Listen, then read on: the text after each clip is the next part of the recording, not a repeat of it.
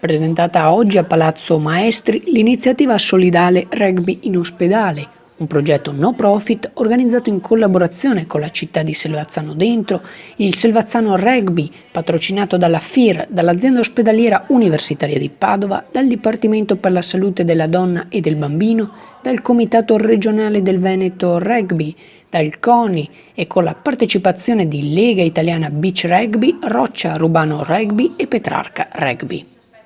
Il progetto prevede il coinvolgimento di alcuni atleti di rilievo nazionale e altri delle società della provincia di Padova e lo scopo dell'iniziativa, oltre a portare un momento di gioia nella Casa del Bambino Hospice Pediatrico, sarà quello di destinare fondi all'associazione L'Isola che c'è, che sostiene le attività della struttura visitata.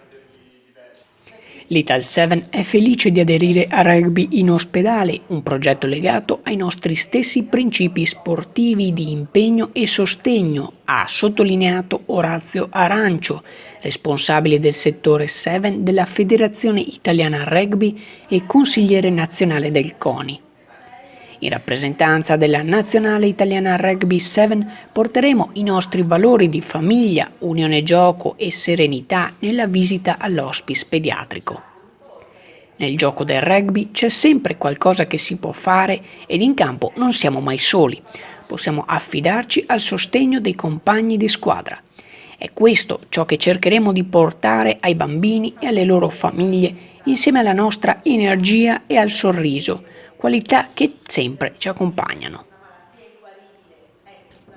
Il 30 maggio alle 16 i 4 bambini ospitati con le loro famiglie presso l'hospice e altri ragazzi seguiti dal centro potranno godere di questa sorpresa fatta dagli atleti che verranno a salutare i piccoli pazienti. Sarà un pomeriggio di gioco, di racconti, uno spazio per sognare e trascorrere delle ore in allegria.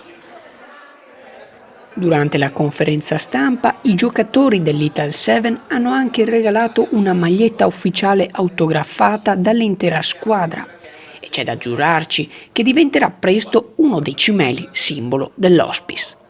Sviscemer Channel News, Selvazzano Dentro.